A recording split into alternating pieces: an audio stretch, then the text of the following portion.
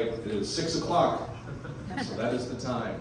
Thank you all for being here and coming out. I didn't advertise this too much, so it's nice to see there's many people coming out and wanting to hear about what's going on in the legislature and answer some questions and get into a discussion about the ongoings of what's happening up in Concord. And so if you're not aware, each of the first Wednesday of each year is the constitutionally mandated convening day for the legislature. So in the fall, the legislature is handling all of the retained bills by each committee. It's doing a whole bunch of different committee work as well as writing the bills for the next session. Those bills are then introduced during convening day and assigned to a committee, and on that convening day, we vote on all the different retained bills. So the first Wednesday of June this year, the 6th, January, I wish it was June. The first Wednesday of January, we were meeting in the House session, so all 400 of us went to Concord and voted on, I think, over 150 different pieces of legislation which were on the calendar, retained by each committee. And we did 2 days, the 6th and the 7th. And from there, we've done committee work. So now all of our committees are rocking and rolling. I'm on the House Environment and Agriculture Committee. We have around 35 pieces of legislation assigned to our committee, and we've been hearing as much as we can the legislation that have been assigned to our committee, such as legislation to restrict the use of neonicotinoid pesticides, colloquially known as neonics. This is a product that is used as a pesticide, but is 1,000 times more toxic than DDT. And we remember how much, we were all getting in a rile about DDT when that was banned, but here we are using these neonicotinoid pesticides. So we've had legislation in the committee, and we're working through it right now, hasn't been voted on yet, to restrict the use of these neonicotinoids to only licensed applicators, meaning that you would have to go through a very strict process to determine whether or not you can use these neonicotinoids. Currently, they're being used to pesticide the turf, ornament, and a whole bunch of other different things. These neonicotinoids, about 5% of them stay on the plant or product that is being covered. The rest of it goes into the groundwater and the ground. And so this is a really serious problem. It was something that I didn't think I would be as passionate as I am about it. I've always wanted to protect our land and our water from these chemicals and these pesticides, but hearing this legislation has made me incredibly passionate about it. The committee is thinking of trying to do a half measure by proposing a study committee on that and saying we need more information. That 12 states have already enacted bans on these neonicotinoid pesticides, including Vermont and New York, which have enacted the most ardent bans. And the farmers there are not crying out for alternatives. They're not worried about what's going on here. Those states took action to save their bees, their insect population, and their overall ecosystem. And I believe that New Hampshire should take the same action. So that's one example of the bills that have been proposed through our committee. Every committee is rocking and rolling right now. I was in the legislature today, as I am almost every day of the week. And in criminal justice and public safety, there were hundreds of people in the hallway standing out in support of legislation which would restrict the law enforcement, specifically ICE, from being able to use masks while they are in their operations. So this is another one of these different examples of what it looks like in the legislature right now. We are not on the floor in January very much, if at all, other than those 2 days that we had in the beginning. We're just working through all the different committee bills and committee reports, getting them to the speaker so that he can put them on the floor. So that's what I've done here in the legislature for the last month. Happy to answer any and every question, and I hope we can have a good discussion tonight. Stephanie. Can I just ask you, because I'm interested in how it works, because I really don't know. And when you said that you read the first beginning of the month, first Tuesday or whatever, and you vote on it, you're voting without really doing the research and stuff. This is which ones that committees are going to take and study? So this is all of the, so like in the first year, the committees are assigned pieces of legislation by the original legislature as it had been elected. So we just in this last election for the legislature elected what is the 169th General Court. So in the first year, we as elected write our bills, propose them to the committee, and then the committee handles them and moves forward from there. But if in the first year a committee determines that a piece of legislation needs more work, then we will retain that piece of legislation, hold it in the committee throughout the summer and fall months. The committee will work on it a little bit more, do the due diligence, and then vote on a recommendation, which then goes to the House floor. All of those retained bills are then voted on the House floor in January. So it is similar to a regular House session, it's just with bills on the retained floor. And do you do other new bills coming in every month like that, or is it just in January? Just in January. So we retaining a bill is something that the legislature can only do in the first year. In the second year, a committee has the option to refer a bill to interim study, which does hold the legislation for the summer. The committee can study on it in the summer, but it doesn't mean that the legislation will get its vote on the House floor. There will be no ought to pass or an expedient legislative motion. So regular House sessions, we're operating on and voting on all of the different committee reports that have come out through the committee work that happens in January, et cetera. Thank you. I'll pass this around too so people can hear.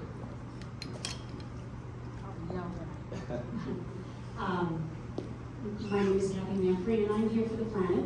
And the things I would like you to address, or at least let me know that you're going to support, is House Bill 451, Karen Ewell's paint can recycling, which will save our state annually $1.3 million possibly dollars, because no longer are we going to have to take these things to Keens. Toxic waste, retailers are behind it, environmentalists are behind it. It is a bipartisan bill, but they're afraid that she's going to say it's a tax because it's a surcharge on the paint, okay? But it's not a tax, and because taxes go to government, this is not going to go to government. So I want you to know if you're going to support it. It's a very important bill. As part of the Plastics Working Group, we are working so hard to pass, a ban on plastic bags, and you know the whole story. This one's a big one's coming up on Friday, I think, the 30th. In committee, and I am following that piece of legislation. Okay. Representative Eagle is one of our most intelligent members in the Democratic caucus, and she has an incredible amount of work that she does, which helps the environment and a whole host of other issues, and I'm 100% behind most of what Karen Eagle does. She's also proposed legislation which would make it so that the batteries that are being so frivolously disposed in our landfills and other transfer stations cannot be. And this will make it so that those batteries are recycled and put into a place that uses the lithium ion and retains it for national security. Currently, we are recycling these batteries or throwing them in the disposal, which is either causing fires in the landfills, as I'm sure you know, or something worse. So these lithium ion batteries burn at white hot heat. So they burn more than your campfire would. And it is an unstoppable fire that is causing a whole host of other issues. But also... Is that part of 451?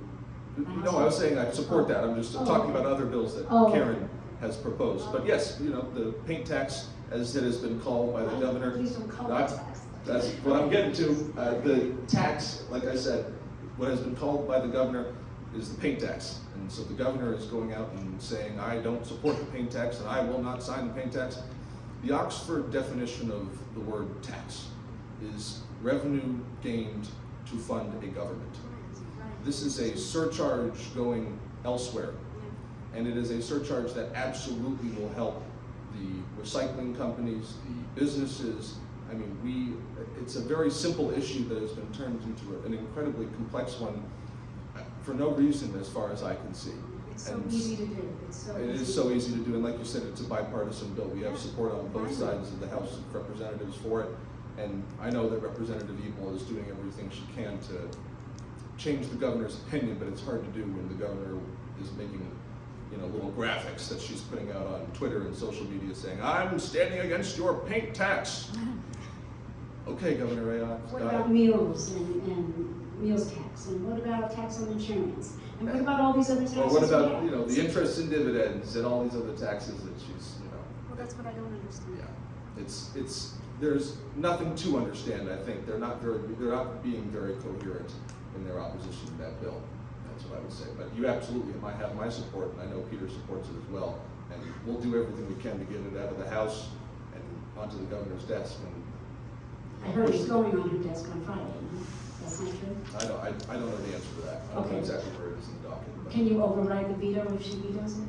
every veto comes to the House of Representatives and the Senate for an Okay. override, co-equal branches. I'll take it. Thank you, since you're sitting right next to me. Okay, so Kathy's gonna save the planet, and I'm gonna save the education system. Okay, so, well, that's what we're hoping to do anyhow. So, you know what my question will be. I have another question, but now when I got here, I said I have to ask this. So I went up and I testified against SB 581, which is a couple of things are in part of this bill. And the main part is removing the enrollment cap relative to the education freedom accounts. So right now, the cap is at 10,000, but they put in an amendment that if they reached that amount, or I think it was 9,000, that it would increase by 25%. So in essence, there can be 12,500 students receiving one. So now they're looking to remove it completely with no limit at all. So my question, well, I testified, so I don't have to give you my testimony, but what my question to you is, when they put the budget together and they put $73 million allocated for the education freedom accounts on their budget line, how can a bill be proposed now and say that it passes, it will be effective this upcoming school year? Where are they going to get the monies for that? It's a fantastic question. I mean, the exacts of the process, you're absolutely able to propose anything you would like, as long as it's not duplicative of a bill that had already been proposed or voted on in the first session. So they can propose it, but you just asked the correct question at the end. Where is the money going to come from? We hear on legislation as simple as $10,000. We don't have the money for that.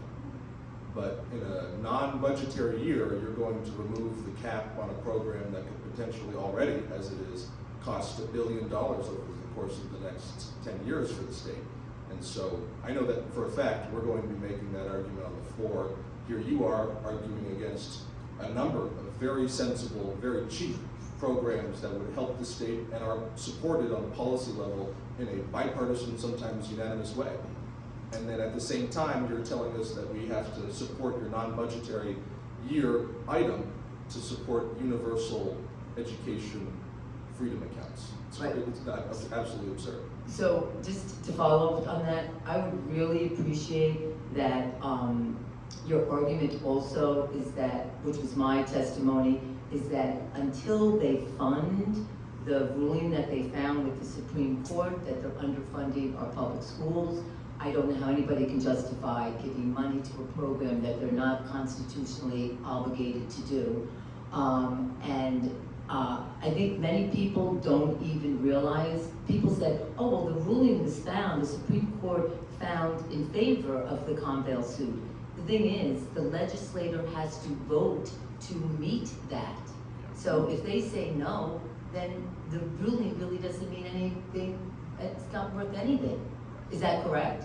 It is correct. The legislature budgets, and so the court has the power to say to the legislature, you are not budgeting correctly, but the legislature still has it is the general court of the state. It has the say on. So my point here, I would hope that the Democrats would argue that they have to fund the public schools before that enrollment cap is removed. Absolutely. And I would, Representative Thomas Opel, who's a member of the Ways and Means Committee for the Democratic Caucus, was on WMUR Close-Up this last weekend, and that's on YouTube, and I certainly recommend you go watch it, because he made partly that argument to Representative Berry. They were having a debate about school caps, school budget caps, and I think Representative Opel absolutely demolished the arguments being made, the very impassioned but also wrong-headed arguments being made by Representative Berry in a very coherent way that it absolutely included the fact that the legislature is shirking its responsibility entirely on education funding.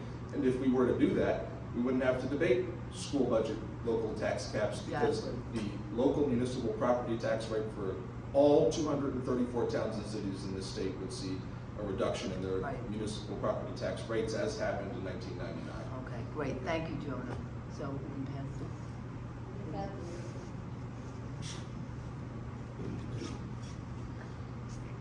Jonah, I had one of your constituents bring something up to me this week.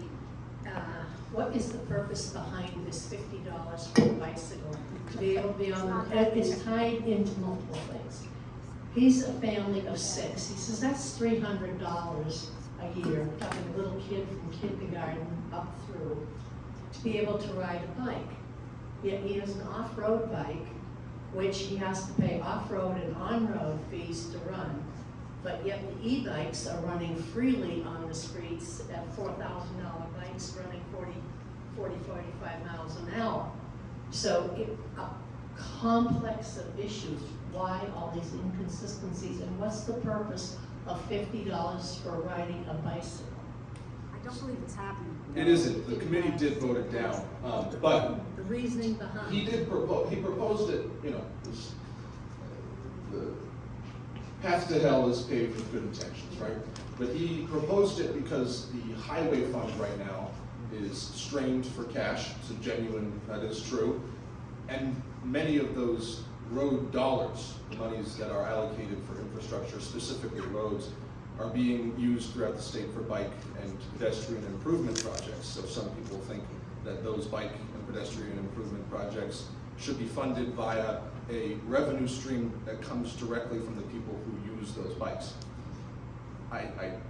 There's no way, I think, to set up a proper revenue stream that generates the amount of monies needed to truly fund those infrastructure projects without overtaxing people who bike, like $200 for a family of 4 if they all want to ride their bike together on the road, and every time that they get found by an authority paying a $100 fine. So And it would cost more to enforce it anyway. and it would cost more to enforce it anyway, exactly, Kathy. So it's one of those things, I think he realized that it was gonna go nowhere, that it was dead on arrival.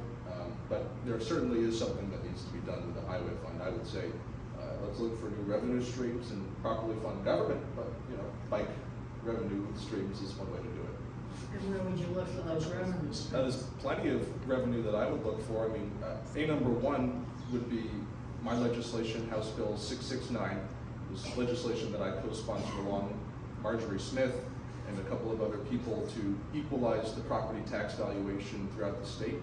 In 1999, when the Republican House of Representatives did so, every one of the 234 towns and cities in this state, which were facing a similar situation to what we are right now, and this was right prior to the first Claremont decision, we're seeing massive rises in their property tax at a municipal level because of a failure by the state to distribute the education dollars that are raised by the statewide education property tax in a fair and equal and proportional manner, as is what is constitutionally obligated by the legislature in the Constitution. So my legislation, which they did it at a rate of $6 per thousand in 1999, our legislation was $5 per thousand, so less, but it would raise the SWEPT by $1.26 billion, which would cover the cost of what we need to do for distributing those funds to the local school boards and education boards across the state, lowering the municipal property tax rates, but it would also leave us with some extra monies that we'd be able to fill a lot of the gaps the legislature has right now with. But I also believe in things like the homestead tax exemption. I believe in my legislation, which says that any home over, any non-primary residence that's valued over $500,000, that's not occupied for more than 183 days out of the year, that isn't a rental or a home that cannot be occupied during the winter months or is otherwise unable to be occupied for those 183 days, should face a 0.75% surcharge tax. That these are all estimates, but would raise something like $100 to $150 million. I also believe in reinstating a number of the taxes that have been repealed, including the business tax rates going back to where they were prior to Governor Sununu taking office. He lowered those tax rates in almost every single one of his years in office, and did so with no evidence. Businesses were not asking for it. In fact, some businesses came out to say, we don't need this. We know that you need to fund the state government, and we do not need this 0.5% reduction in our tax rate. But the Republicans have continued to push for the repeal of business taxes and things like that, reduction of the other business taxes. And to be clear, these aren't taxes that apply to the small mom and pop businesses. These are business profits tax, the business enterprise tax. They apply to large multinational corporations like Amazon and all these other things. So we did it. We gave them a tax break while our state's falling apart. Woohoo! But that's the revenue streams that I would look for. Anybody else?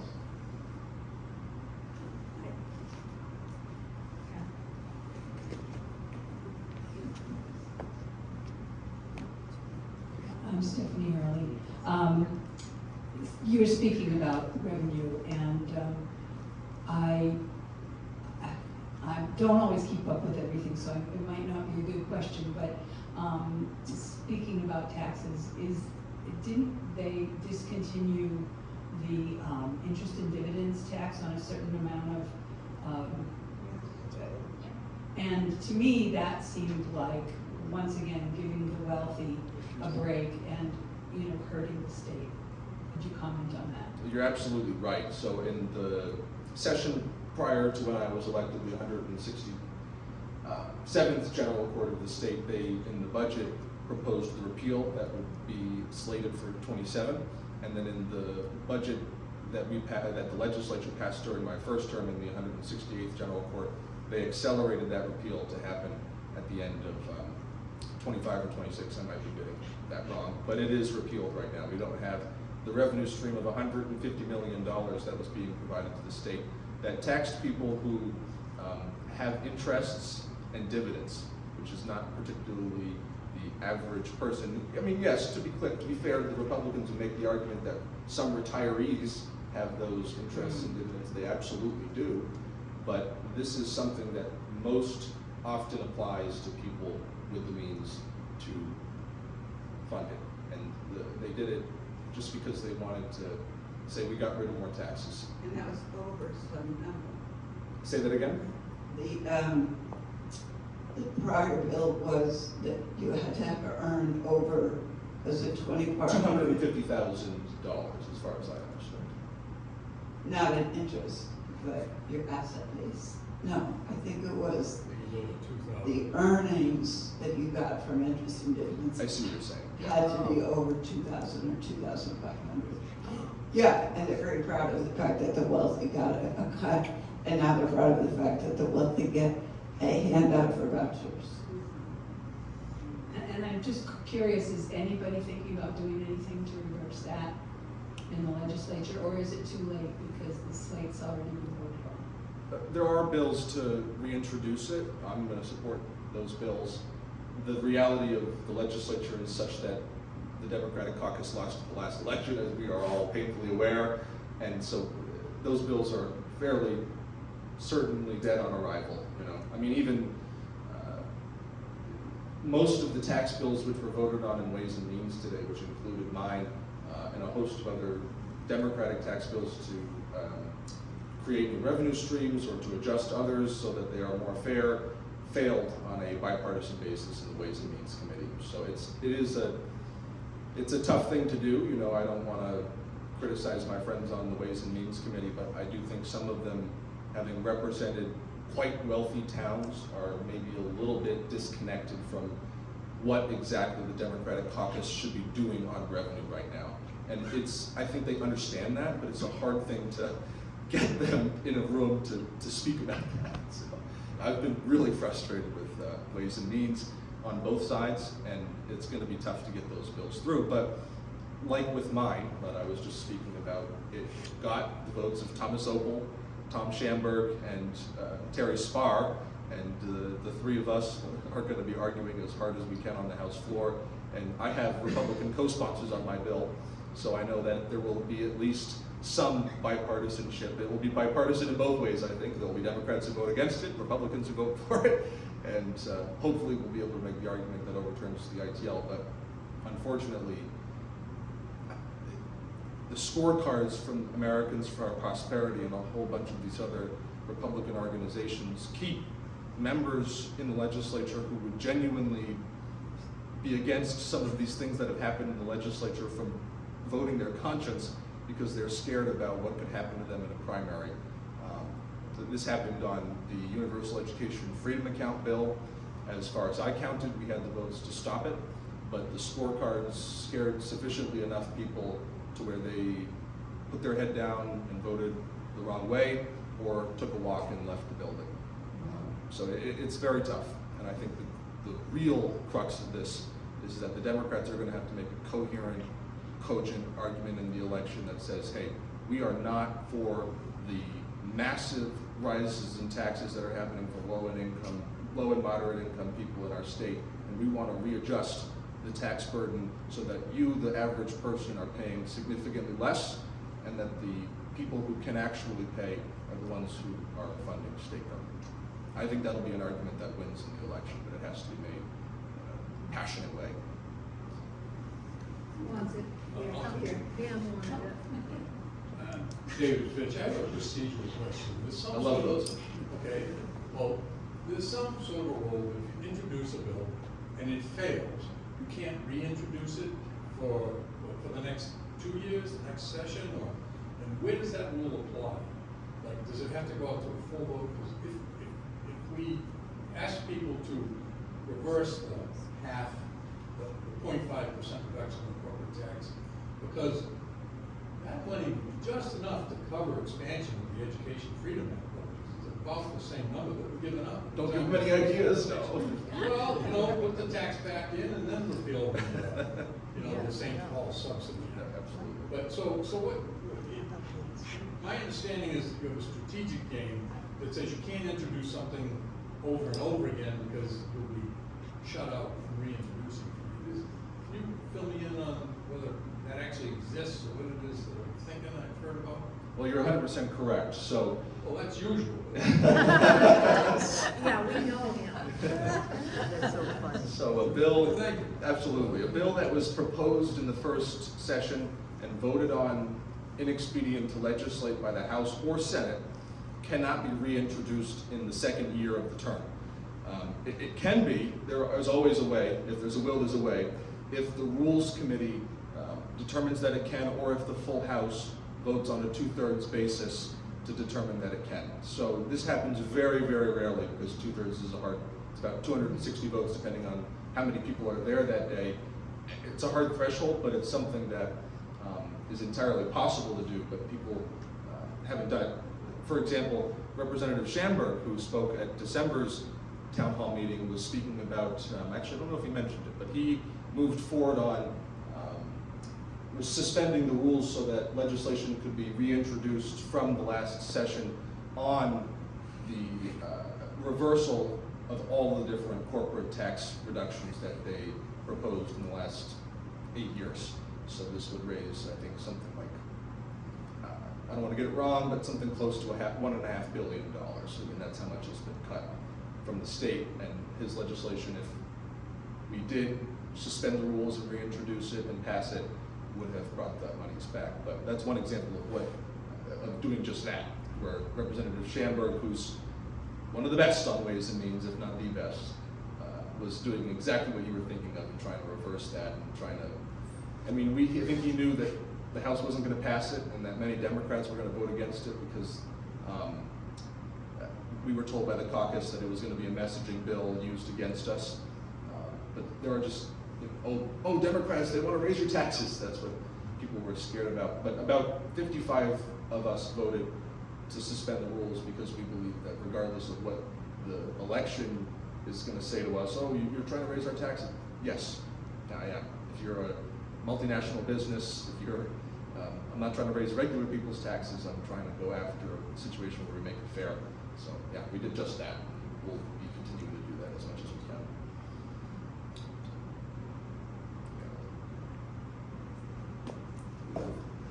Oh. Okay, so you know what I do for work. And I don't. I'm a school nurse. One of the best school nurses. Oh. Retired one, still working. So, your opinion on House Bill 1811, which would repeal immunization requirements for kids in school? I haven't seen that bill, but a broad-based repeal of immunization requirements doesn't seem like something I would support. I have, gotten people upset, but I have been somebody who has supported medical freedom. I believe that people have the individual right to bodily autonomy on a basic basis when it comes to the products that they choose to put in their body. But I would say that the broad-based repeal of immunization requirements is wrong-headed. But I haven't read the text, so I don't want to commit. It's very simple now. If a parent does not want to have their child immunized, all they have to do is Is sign a ask- form. exactly. It used to have to be notarized, that's no longer the case. They just sign the form, and we say, okay, thank you. Exactly. So, Yeah. this would, it's kind of superfluous. That's correct. You have the right to medical freedom here in New Hampshire, and that is the argument that I've tried to make to the Republicans who believe that I am fully anti-vax and come to me saying, you're gonna support a bill? I've said, no, because you guys are pushing this frivolous repeal of immunizations that will result in some pretty terrible things. So I think that you gotta be careful about it. The exemptions that we have here in this state are very loose and very open to medical freedom. And so I think going any further than that is wrong-headed. It's good to hear.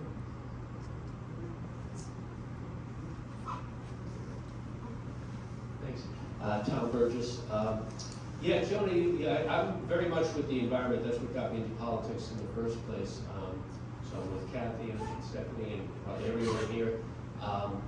And I'm sure it must be so frustrating for you when you talked about that bill with the compromise measure, in my opinion, to have it where you have to have a licensed applicant for that I don't know the Don't term. worry, all of us have had a hard time with it. Yeah. And to me, that's a great step forward, and you have to try for what is possible. Yep.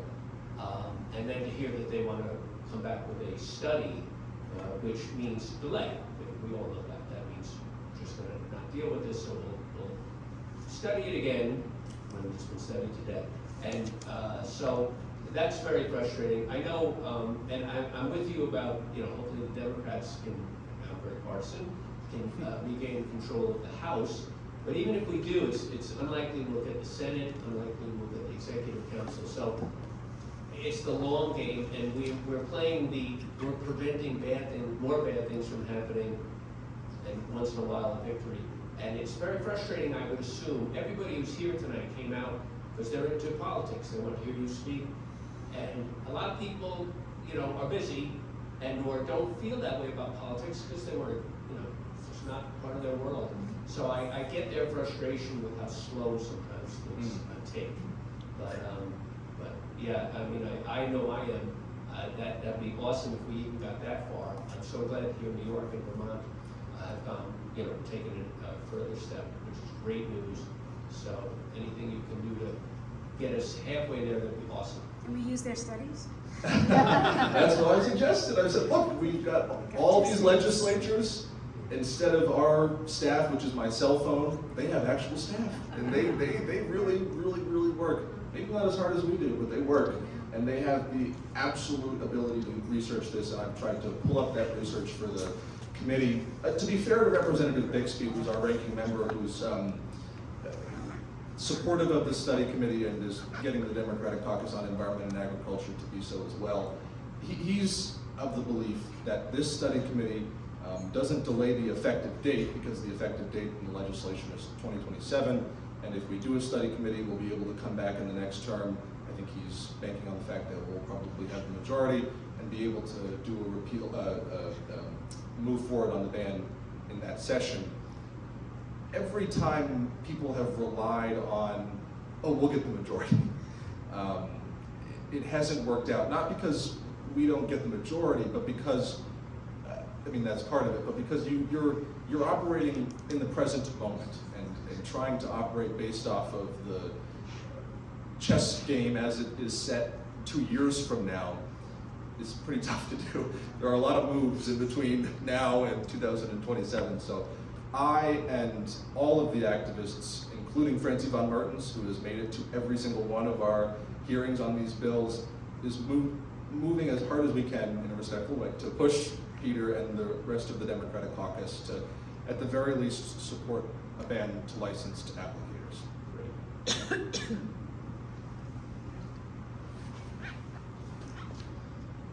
I'm concerned about the ICE wearing masks, and I wanted to understand where that bill is right now. So that bill is in the Criminal Justice and Public Safety Committee. They heard it today, so if you go to the House of Representatives YouTube and look for the Criminal Justice and Public Safety Committee hearing, you can find at the very end the House Bill 1142, which was proposed by Alexis Simpson, and I haven't read the text of the bill. Thought that went to the Senate, not yet? Not yet, not yet. It hasn't been voted on yet. So we just heard it today. Alexis introduced it to the, Representative Simpson introduced it to the committee today. And like I said, there were, if I had to guesstimate, maybe 200 people in the hall of Granite Place, our legislative office building, holding signs saying that we do not want law enforcement to use masks. I will say, as somebody who has been on criminal justice, that we have to be very careful with legislation like this. We don't want to impede on the state law enforcement ability to perform undercover tactics and other things. There are specific, very certain instances in which law enforcement, not the federal law enforcement, but our state, local law enforcement, should be able to conceal themselves. And so I think there is absolutely an effort, at least on my part and on the part of a whole bunch of other people who have had the privilege to be on criminal justice and judiciary and on the other committees that interact with law enforcement on a pretty frequent basis, to make sure that that legislation has ICE operating lawfully here in New Hampshire, but also without concealment, but protecting the concealment of our law That's a enforcement. good point. I hadn't thought about that there might be times to be undercover, but if you're undercover, are you apprehending people and grabbing them out of their cars? Well, not apprehending people sometimes, but that's why I say ICE must operate lawfully here in New Hampshire.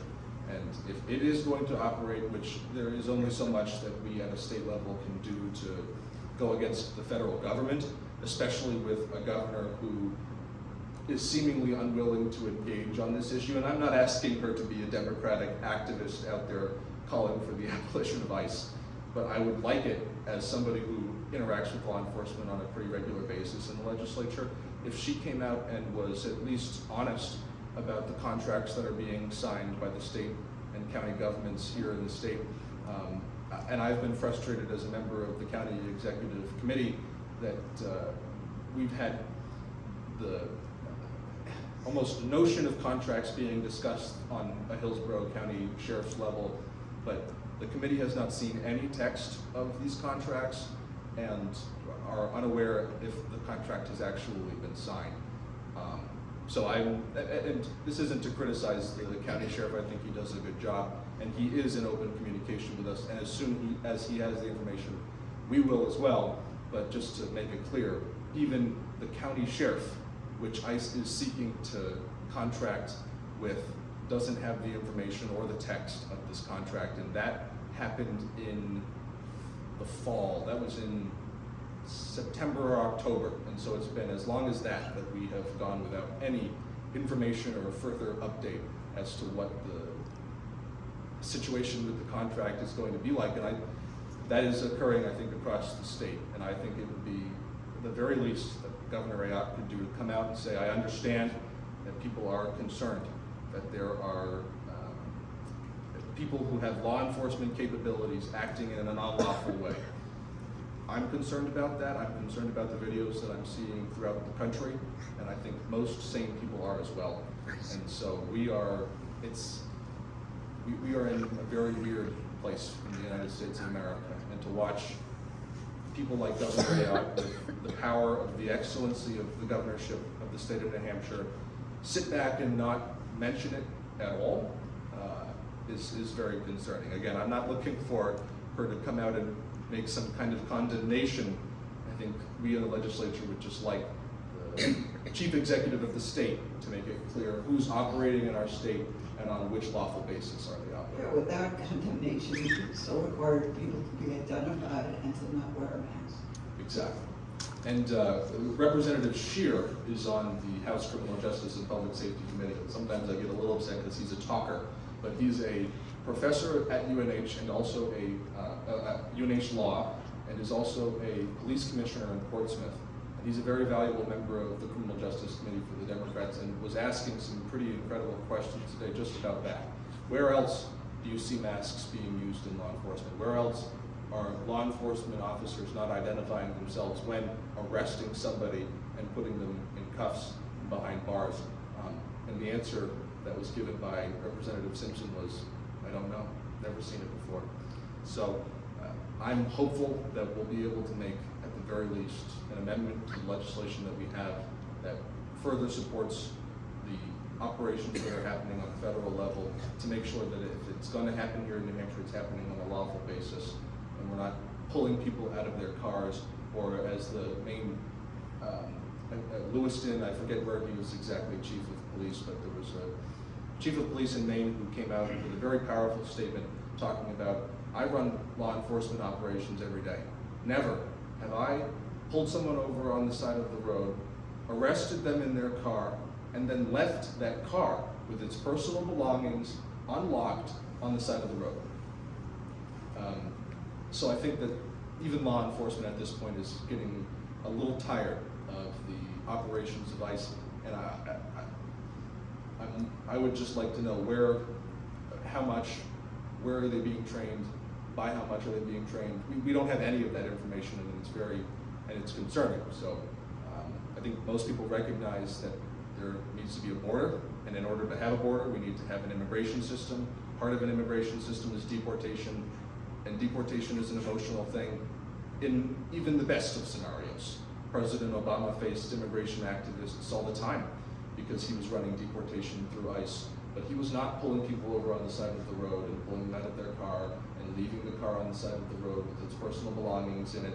So the point that I'm trying to make here is we can have an immigration system and have a lawful deportation system. It does not have to be a sensationalized media show, because even from the right-wing perspective, we want mass deportations. You're not getting them. You're getting a right-wing media show to give you a little rah, rah, rah. Nobody is there are no mass deportations happening. There is just intimidation and silencing. They're trying to intimidate people into supporting it, rather than proposing a law to the United States Congress as to where and when these deportations are going to take place exactly, or in fact proposing comprehensive immigration reform, which will fix the broken immigration system that is leaving people who attempt to do it legally on the books for 10 plus years. So we've got a really broken system right now that President Trump is sensationalizing with his tactics with ICE right now. It's hurting law enforcement, it's hurting the families who are here in the United States, and it's hurting the immigrant population who, by and large, is trying to do the right thing to integrate themselves here into the country. And so it's very depressing, and I say that as someone who believes in an immigration system. It's incredibly depressing to see this happening out there, and it will result, in effect, in people wanting to, as the progressive left is saying, abolish ICE and leave the country without deportation. And so that, it's a very, very sad situation, and I hope that we'll be able to find a way at a state level to make sure that the operations that are happening from the federal government here in our state, on our streets, are lawful and true to what is actually the mission of ICE, which I question. John, I've got the text of the Rule 42 in front of me, and it's very specific. New Hampshire can't regulate the activity or put requirements on federal officers carrying out federal law. What we This is can for do in New Hampshire local is say that New Hampshire officials, state police, local police, other law enforcement officials, subject to the law in New Hampshire, When are operating going to ICE. be required to identify themselves and show their badge, and cannot conduct their operations en masse. Absolutely. So it's we can't get at the bigger issue at the state house level, which is federal responsibility.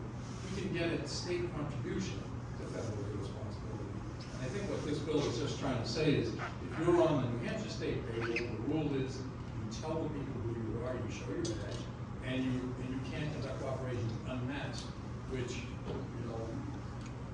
you can't conduct operations masked. You have to remain unmasked. Yes, yeah. That's where I'm getting the double thing about that. Right. Which means if I'm pretending to be George Bush or somebody, and I have makeup on, I can't do it, I suppose. But, if I can do it by my rubber face, I can still work undercover.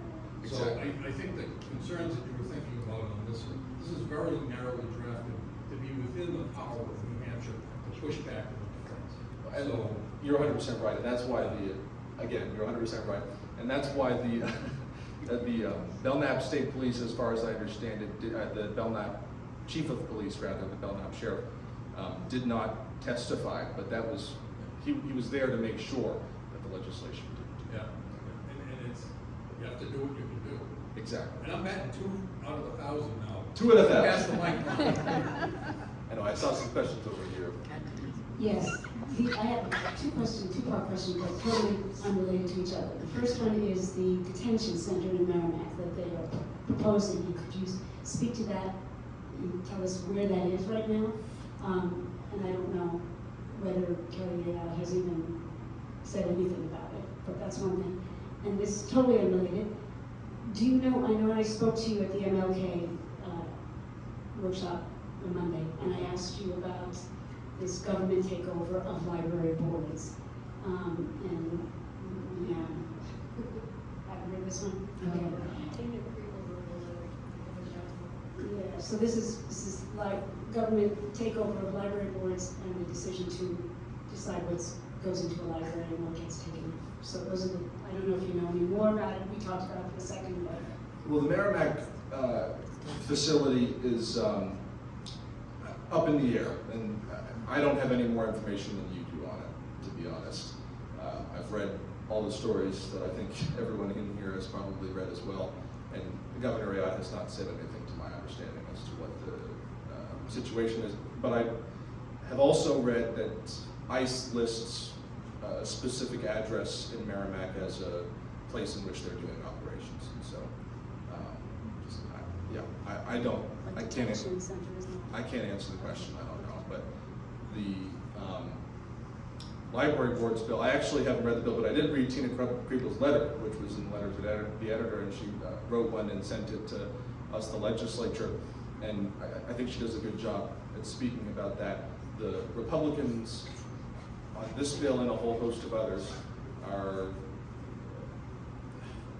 going after, they're attempting to, as nice as I can. Censor? He goes, yeah, exactly. They don't, they want to take over the libraries. They don't particularly like the fact that the libraries are independent organizations. And they don't like that they're independent organizations because most often a librarian is liberal. So they think, oh, that must mean that they're putting in liberal, it's culture wars on max. Information is non-partisan. That's exactly right. And as the story of this room, 1833, there's not 1,833 rooms in this library. That was the year that this library opened and was the first, as I'm sure we're all aware, library to be supported by tax dollars in the world. We did that here in New Hampshire because we have a civic spirit. We care about the information that we're reading, and we want to read all the information, unbiased, without censorship. And the more that the government of this country moves towards censorship, the more that we risk losing the republic entirely. As Benjamin Franklin said, I think we have a republic if we can keep it. So, libraries, information, and the protection of the independence of libraries is a huge part to that. I see you. Sorry. No worries. Who's next? Go All ahead. right, Bob and I did go to the rally in Merrimack, and one of the interesting things that happened was person from the town, select board or whatever, came out and spoke to the crowd and said, because the crowd was asking to be able to testify about what they wanted. And he said, no federal or state official has contacted the town of Merrimack. So what I started to think was, to me, that means that maybe it's like me buying a house in Peterborough. I never talk to the town, I never talk to the federal government, I just buy my house. And maybe that's what these this ICE agency is doing.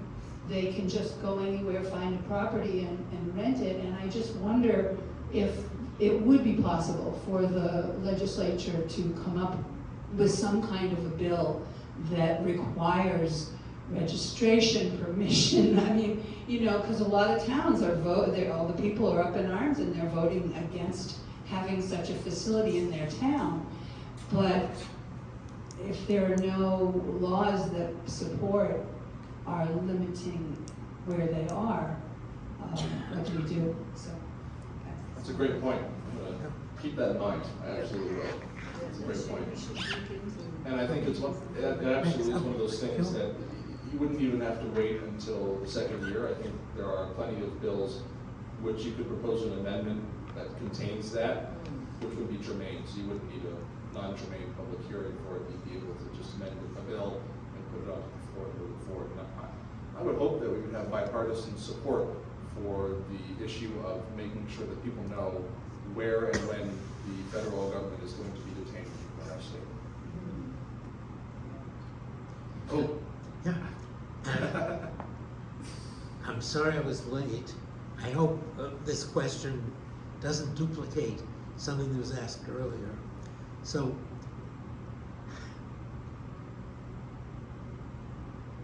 the thing with ICE, I agree, the recruitment ads and so on they're appealing to people who are extremely right-wing, racist. They're playing some Nazi song, something about the home, you know, that stuff. And I think that real estate agencies, can the state ask real estate agencies who rent to ICE or find places, can they require realtors to let New Hampshire know, let the state know? I think that's probably what Stephanie was alluding to, is there a way that the state can ensure Yeah, that we propose an amendment or something along those lines that makes it so that any facility operating detainment on a federal basis here in the state is open? I mean, we all know where the state prison is, we all know where the county jail is.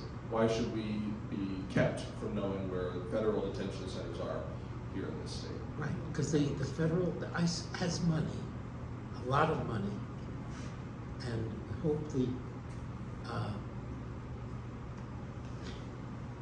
Congress doesn't allow the funding of ICE and have a government shutdown otherwise.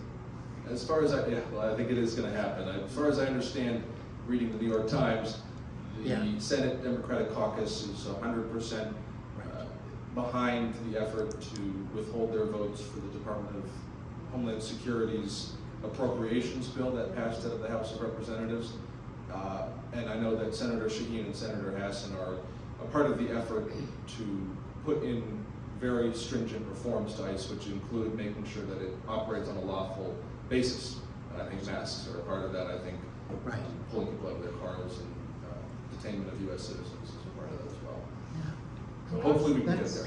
They are staying in hotels, so Hilton, the Marriott, and the Wyndham hotels are places you can make a phone call.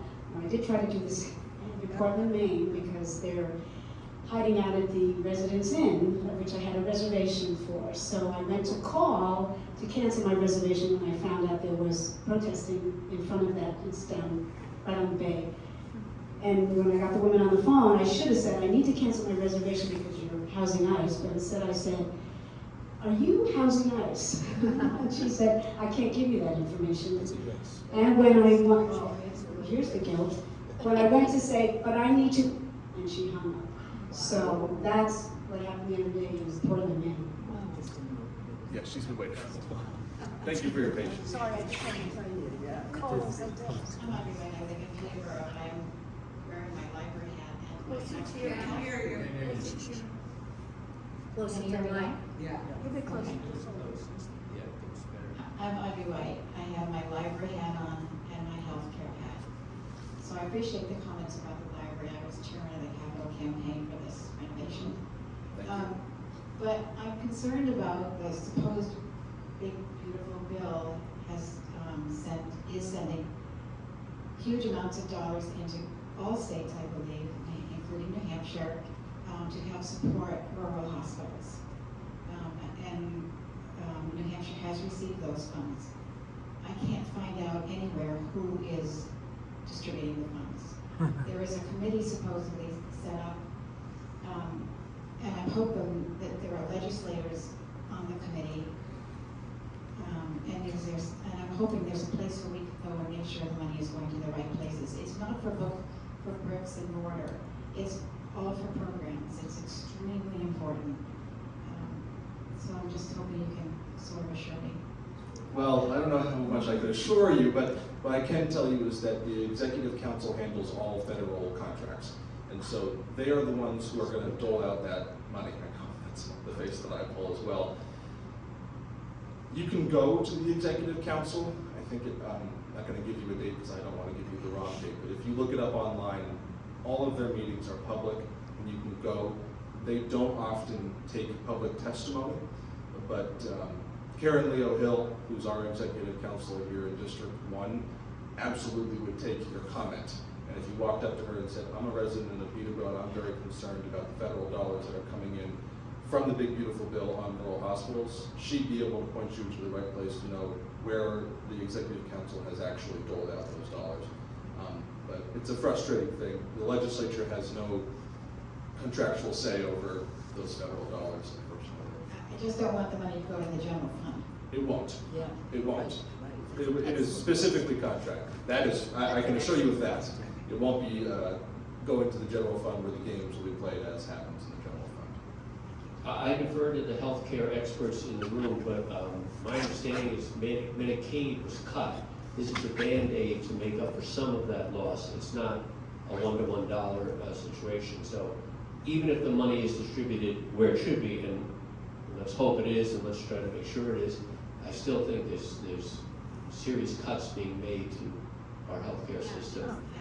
So, and I just wanted to get back to ICE for a second. I agree with you, Jonah, about the need. We have to have a secure border. I always say, if I lived in Guatemala and my life and my family were suffering, I would 100% sneak into the United States in a heartbeat. I do what's right for my family. And we can't allow everyone to come in here to the United States who would like to. We're a rich country, and there are many, many poor countries, and they can't, it's just not going to work to have an open border. I understand that. I still think ICE should be abolished. They're murdering U.S. citizens. They're maiming and hurting a whole bunch of them. God knows what's happening in these detention centers where our congressional people are being forbidden to go in and are being arrested and charged with assault for trying to exercise their legislative prerogative to inspect and see what's going on in there. That Congresswoman in New Jersey, I think her legal bills are escalating because she's been charged with a bogus charge of assault because she stood up for her rights and asked to go in to see. Plus, we noticed that all of these ICE raids are in blue states. This has been a partisan attack on the blue states. I don't see any raids in Nashville. I don't see any raids in Dallas. I don't see any raids in Florida. I'm sure they're operating there, but not on the scale of what they did in California, Chicago, Minneapolis, and what's going to start happening now up in Maine. So I do want to abolish ICE. I know we're a state and that's federal, but that's just my own opinion. I think they're irretrievable. We do need a strong, morally guided, ethical Border Patrol, and this is it.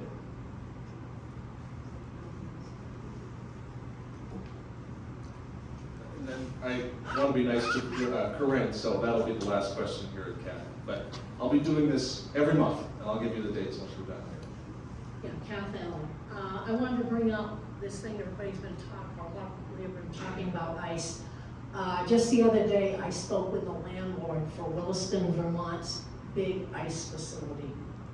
And he said, well, we've got peaceful demonstrators and then we've got the disruptive ones. And he said the Williston Select Board decided the other night, they've asked, not demanded, ICE needs to leave Williston, Vermont, and needs to leave the state of Vermont. But I was very disappointed a couple days later because there were 4 seniors peacefully protesting at the ICE facility in Williston. And that landlord, who was so okay on the phone with me, was out there screaming at those seniors, I'm going to have you arrested. And they were peacefully protesting. So what he was saying to me on the phone fell all by the wayside when it came out on media what he had done. And part of it, people were in, they cut the lines to their flagpole, took the flag down, put up what they wanted to, anti-ICE, which cost him a 40-foot rig to come in and put up new lines for his flagpole. I can understand his anger, but when he blew up at regular senior citizens sitting there reading off names of the people killed by ICE, and Tom, what you were saying, there's 130,000 supposedly illegals in Minnesota, but 2.5 million in Texas, and less than that, but far more than 130,000 in Florida. So yes, it is hitting at the blue states. Sensationalization and intimidation. When I saw the photos of it wasn't an ICE officer, it was a CBP commander, Greg Bovino, who had on his, his stormtrooper outfit. Be nice. I don't know how you can look at that any other way. And I was talking to someone I know who works at the Department of Homeland Security, has for a decent amount of time, and he was trying to defend it. I said, David, there's no defense. This is clearly intimidation. This is clearly them trying to set up the notion that we are the SS. You know, we're the, we've got it. We're the stormtroopers. Come after us and fight us. But like you said, Kath, if the goal is to deport all of the people who are here illegally, that's not what's happening. What's happening is intimidation of the United States population using the deportation force that we have here to get it done, because it is the one that Trump has the most leeway with in terms of executive Getting rid fiat. of legal citizens by shooting now. It's a very sensationalized issue, and it's how Trump wins, by getting us to be sensationalized, be rabid leftists. Look, they're being rabid leftists. Yeah, as you're punching me in the face, I'm gonna be a little bit rabid. Look, they're being rabid leftists, and then he continues to win, and it's a self-fulfilling prophecy, you know, I mean, it's, on some level, it's really self-fulfilling, and what I've tried to do, up against the 10 years of Donald Trump that we have been subjected to as a country, whether you love him or you don't, is approach it calmly, coherently, and respectfully, building community in the places that we have the opportunity to build community in, because the stronger that Peterborough is, the stronger that Sharon is, the stronger that Wilton is, the stronger that Manchester and et cetera is. And I don't mean just in opposing ICE, but I mean in being connected with one another. The 7,500 people that live here in the district, which I represent, having a place where they feel a common understanding. I am a citizen of Peterborough once that common understanding is there, it's a lot easier to have those hard conversations that right now are rancorous and sensationalized by the Trump and Trump-like figures on the national scene who just want to drive up as much derision and division in the country as possible to continue to make bank in private. So it's terrifying, it is, we're in a scary place. But I do just urge caution and calm, because we will make it to the midterm election, and if we are there with a coherent message, then they will give us the power to govern. But we have to be the party which seems like, for the majority of people out there, the one which they would like to govern, and we haven't been that, and I think part of that is because they see us as the activist class.